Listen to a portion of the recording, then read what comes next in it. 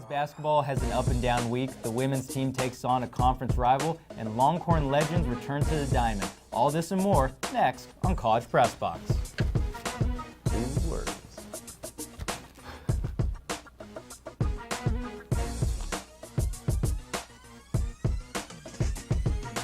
Welcome into College Press Box. Thank you for spending your Monday night here with us. I'm your host, Sean Mapes, joined by Eric Goodman. It was a busy week on the 40 acres, so Eric, let's get right into it. You're not wrong, Sean, and that busy week got started on Tuesday with a huge Big 12 matchup for Texas men's basketball, taking on the Kansas Jayhawks for the 8th time under head coach Shaka Smart. The previous 7 times, 7 losses. Would Tuesday night be any different? Let's roll the highlights from the Frank Irwin Center. Early on, Kansas getting warmed up. Bill Self, he's no stranger to success in the drum. Texas getting started. Osikowski secures the rebound for the tip-off, and then boom, first points of the game. Jackson Hayes with the jam. And then Quentin Grimes on the other end for Kansas, keeping the Jayhawks in the game, but it would be mostly Texas, at least as far as the leader was concerned. Here, Ochai Agbaji getting the deuce, but Jackson Hayes tough in the lane. Matt Coleman with the layup, and then Osikowski with a little move out to Courtney Ramey for 3. Texas takes a halftime lead. Jace Febres building on it in the second half. Take that to the head, Kansas, and then Jackson Hayes shakes off the defender. Boom, exclamation point jam. Pump up the crowd, Jackson. Your team just beat Kansas for the first time under Shaka Smart. For more on the Longhorns' big win, here's Henry Corwin.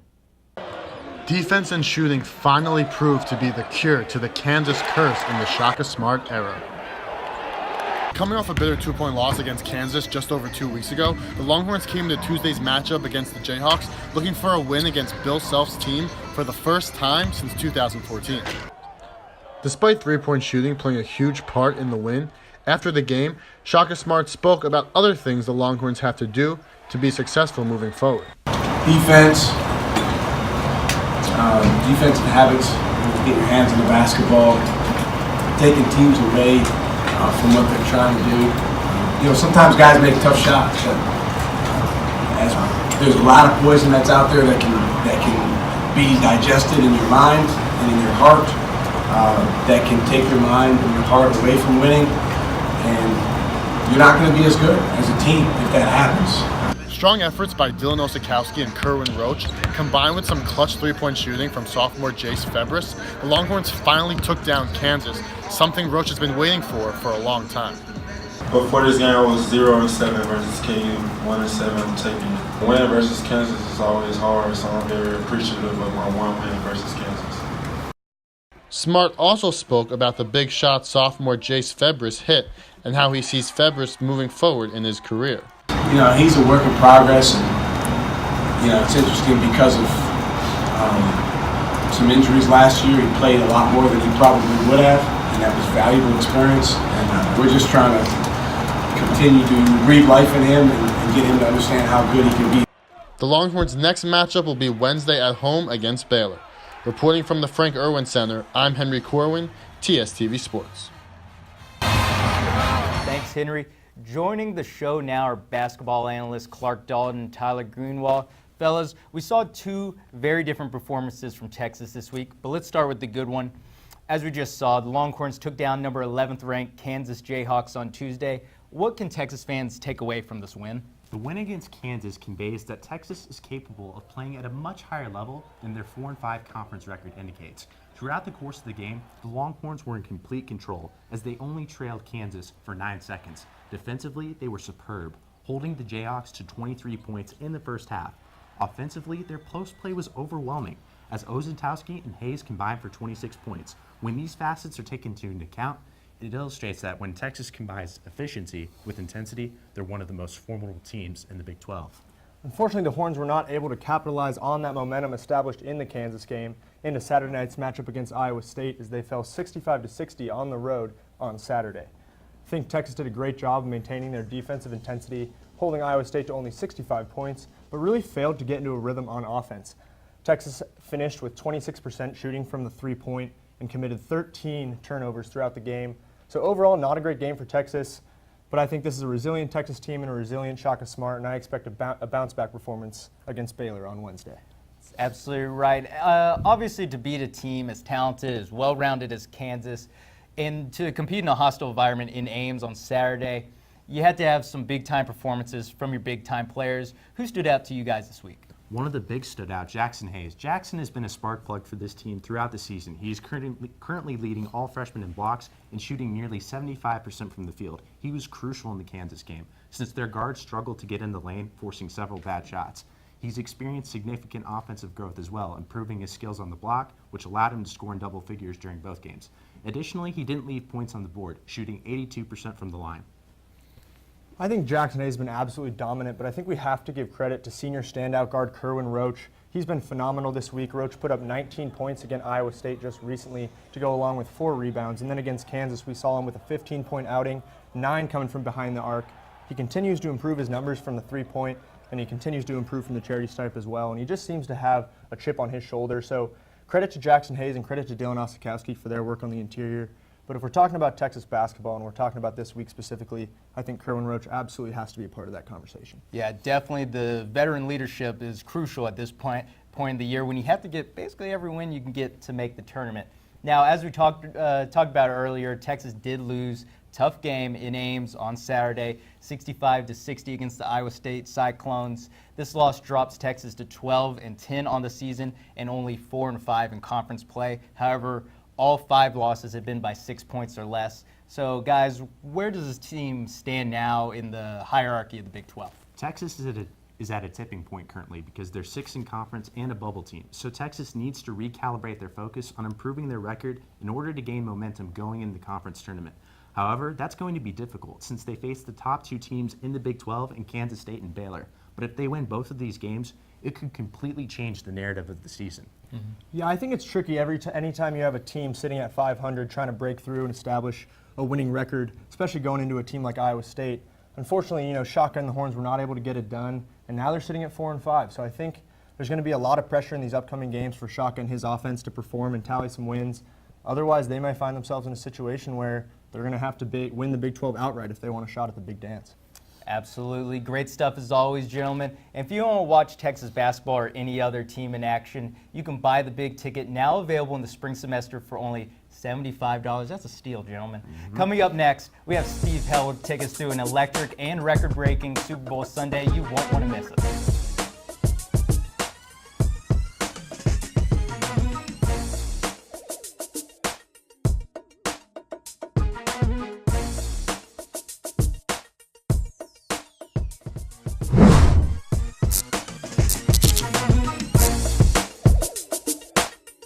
Welcome back to College Press Box. Yesterday was the biggest game of the year. Was it the best game of the year? Well, let's hear from Steve Helwick, who will break it down for us. Steve. Thanks, Eric. Unfortunately, football season's officially over, but we had our 256 regular season games, 10 playoff games, all boiled down to one unforgettable showdown. Past few years, we've had the Philly special, the 28-3 comeback, the Malcolm Butler interception. But what would be the defining moment of Sunday night's 53rd edition of the annual Classic? Let's cut to Mercedes-Benz Stadium in Atlanta for the highlights of the record-breaking Super Bowl 53. Rams-Patriots, Ryan Allen with a punt. He boots this one inside the red zone. This one's going to end up inside the 5-yard line. Special teams hero Matt Slater downs it. But Johnny Hecker would respond with another punt on the next possession. This one, he boots this. It's going 65 yards, Super Bowl record, breaking Ryan Allen's previously held record, and Sam Shields can't help but dance at the excitement of a 65-yard punt. Just incredible record-breaking stuff we're seeing here. Ryan Allen said, "I got the next good punt. This one's going to land inside the 20 once again, setting up the Rams with bad field position when the score is tied 3-3. And as you see, Ryan Allen and Johnny Hecker both had incredible performances. 417 yards for Hecker, 215 for Ryan Allen. And fun fact is these two quarterbacks battled out for a starting punter position at Oregon State back in college ball. Unfortunately, a punter wasn't named MVP of either of the Super Bowl, although both had great performances. Instead, a wide receiver won the award. So that means it was probably a great offensive performance considering he had a 10-catch, 141-yard game. In fact, Edelman actually was a better college quarterback than Tom Brady in the passing yards department. So if an offensive player wins MVP, there has to be plenty of exciting offensive plays and touchdowns, right? Well, let's check out the scoring plays between the second and fourth highest scoring teams in the NFL. Tom Brady hands it off to Sony Michel, the rookie. Great block by the fullback James Devlin, and he is in for the 2-yard halfback dive. What a play right there. That's all of our scoring. In fact, we had more missed field goals than touchdowns in this game. Steven Gostkowski, first missed field goal in this at Mercedes-Benz Stadium in Atlanta the entire year. And then Greg the Leg Zerline, not even close, and that just seals the lowest scoring Super Bowl of all time, which breaks the record from Super Bowl VII. Let's take a flashback to Garo Yepremian having a blunder in Super Bowl VII with the undefeated Dolphins, but at least this Super Bowl had 3 total touchdowns scored and 21 points. Exciting game, but we did have some records broken as the Patriots tied the Steelers with their 6th Lombardi trophy. That's a record. We had the longest punt of all time, lowest scoring game, and a rare wide receiver winning the Super Bowl MVP. And we only had one play inside the red zone, and you saw that earlier, the Sony Michel run. So basically, Super Bowl 53 was the NFL's version of the Cheez-It Bowl, except minus 7 interceptions, minus 1 touchdown, minus 1 total point, no overtime, and the game featured 0 lead changes. So maybe it was a lot worse than the Cheez-It Bowl. Anyway, now that football season is over, let's toss it back to Eric and Sean as we prepare for more winter hoops. And when we come back, we're going to take a look at Texas women's basketball. We're going to go live to the Drum ahead of their big game against the Baylor Bears. You won't want to miss it.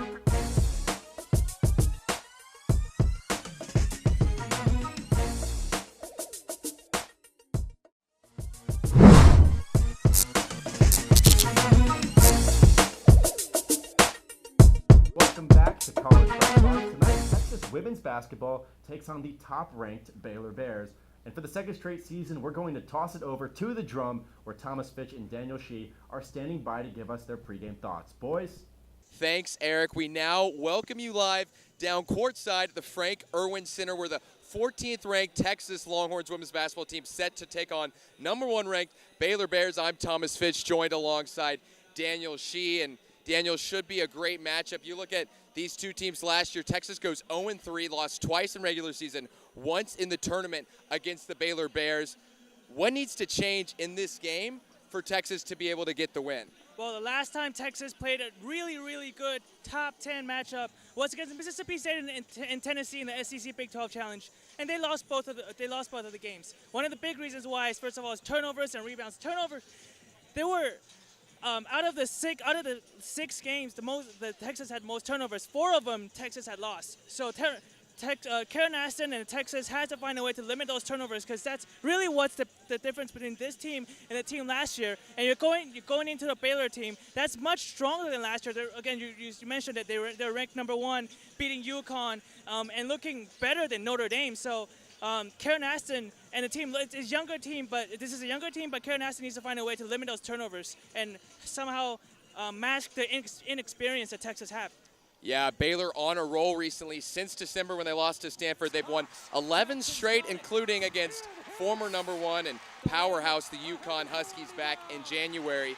It's been offensive domination for them, led by Kalani Brown. And, you know, one thing we mentioned, their number 1, the Horns, 5-24 against number 1 ranked teams historically. But going back, Kalani Brown, the Baylor Bears have been just dominant offensively. What can the Longhorns do defensively? What can Karen Aston draw up for them to slow down the Baylor Bears? Well, one of the weak spots after Sedona Prince's injury is height for this team. And you mentioned that Baylor's strong suit is inside game. So how does Karen Aston has to facilitate Charlie Collier and Jatari White? Charlie Collier, of course, a freshman, first time facing Baylor, but she's the only one that has length on this team. And then you have Jatari White and Alboroa, who has experience, but probably doesn't have the height to balance it out. So Karen Aston really needs to facilitate all 3 inside players to try to stop the Baylor inside game. But going back to the 5-24 record Texas has against number 1 team, that's one of any case that people can make against Karen Aston. Throughout her tenure here, Texas has been struggling to defeat national elite teams. And today, against number 1 team in the country and in-state conference rival, Karen Aston has a chance to reverse that reputation, and that really make a boom in the national women's basketball landscape, because Texas has, again, you mentioned, has been struggling, and they really need a win like this to go back to host the first 2 rounds of the NCAA tournament. Yeah, that's right, and that's, what you're talking about with Karen Aston has been true, and stopping Kalani Brown will be huge if the Horns want a chance to win this game. We look at the season as a whole, it's really been up and down since LaShawn Higgs goes down and tears her ACL, but Horns sit at 8-2 in conference play right now, just a game and a half back of Baylor for the lead in the Big 12 Conference. Just how big would a win be here in boosting them and getting them back into contention for the Big 12 Conference? Well, quite literally, you mentioned it. They're only one and a half games away from the conference, so from the first place in conference. So, of course, you want to win your conference, right? But second of all, again, like I mentioned, Karen Aston have a reputation of not defeating national elite teams. They've been doing well against teams that they're better. If Texas is better, Karen Aston has done a really well job defeating those teams. But against teams that are better than Texas, Karen Aston has been struggling. So how does Texas needs to find a way to reverse that reputation, or else they will find they'll be in a very hard position trying to secure the first two seeds in any divisional brackets. Right, Daniel, you are our women's basketball analyst, of course, extraordinaire. And looking at this matchup, who do you see as the X factor for Texas, who they'll need to have a big impact if they want to win? I think it has to be Jatari White. Again, I mentioned that she has the experience. She's been here. She's a senior, even though she's a transfer at Texas. She has played Baylor many times, and she knows what Baylor's front court is going to bring to Texas. So her experience will be crucial, because you have Charlie Collier next to her, who doesn't have that much experience but has the height and has the skills. But first time in such a huge stage, Jatari White needs to step up for Texas. All right, real quick, Daniel, before we go, give us a prediction for this game. I got to go for a Baylor 86, Texas 62. All right, well, you heard it here first, folks. That's Daniel Shee. I'm Thomas Fitch. That's all we have. Let's send it back to the studio. Thanks, guys, and you can catch that game airing on ESPN2. Now we unfortunately turn our attention to College Station, Texas, where the Horns track and field athletes spent their weekend competing in and winning multiple events in the Charlie Thomas Invitational. Trip Pippery and Elena Bruckner combined to secure a sweep in the shot put for Texas. Pippery's throw of 20.57 meters was second best in school history, behind only Olympic gold medalist Ryan Krauser. Elsewhere, multi-sport speedster John Burt placed first in the 60-meter hurdles. Stephen McCarter took home long jump honors, and the Texas women's 4x400 meter relay team took gold in their event as well. Next up for the Horns is the Texas Tech Shootout this weekend in Lubbock. The number 6 ranked women's tennis team dropped a 6-1 decision at number 13 Michigan on Saturday afternoon. With the loss, the Longhorns fall to 3-1 on the season. Juniors Anna and Bianca Turati continued their strong play in doubles, improving to 4-0 this spring with a 6-3 win against the Wolverines. Katie Paluta provided the Longhorns with their only point of the afternoon with an impressive 7-5, 7-5 singles victory. Texas returns to action on Friday at the ITA National Indoor Championships in Seattle. And it was a successful weekend at home for the 8th-ranked Texas men's tennis team, starting with a pair of dominant wins Wednesday against UT San Antonio and Texas A&M Corpus Christi. Gotta beat the system schools. The Horns then followed that up with a 5-2 win on Saturday against the North Carolina Tar Heels. And Texas swept the doubles contest and took enough of the singles matchups to cruise to a 7-0 record to start the regular season. The next stretch for Texas is all on the road, beginning with a trip to Tulsa for a Friday matchup against the Golden Hurricane. You're talking Hurricanes, I'm talking the pool. The second-ranked men's swimming and diving team split in the double duel action at the Lee and Joe Jamel Texas Swimming Center on Friday night. Texas fell to number 5 ranked North Carolina State, but won in convincing fashion over number 15 Arizona. The top-ranked women's team, on the other hand, defeated both NC State and Arizona on Friday night. The pair of victories marks the first time Texas recorded back-to-back undefeated dual meet seasons since the 1987 and 88 seasons. Coming up next for both the men and women's team is the Big 12 Championships right here in Austin at the Texas Swimming Center. That begins February 27th. Baseball season is back, and we have all the sights and sounds from the UT alumni game coming up after the break. Stick around.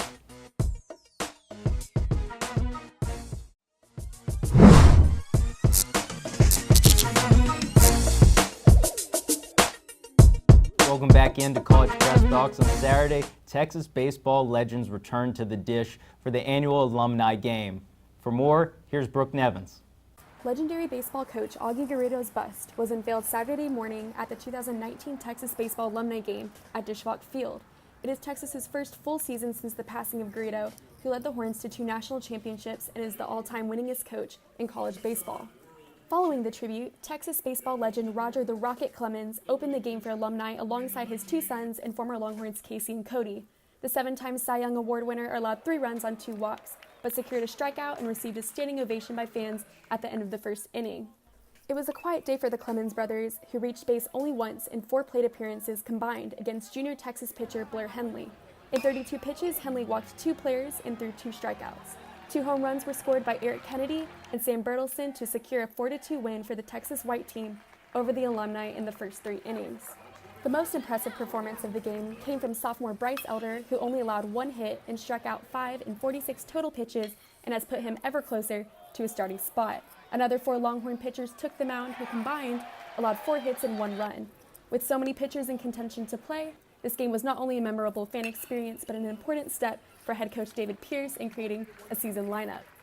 After the 6-inning scrimmage, the White claimed another victory, defeating the Orange 3-2 and making the score 7-4 overall. On February 15th, the Horns will open their season against the University of Louisiana and resume their quest for a championship in Omaha. From UFCU Dishwalk Field, I'm Brooke Nevins, TSTV Sports.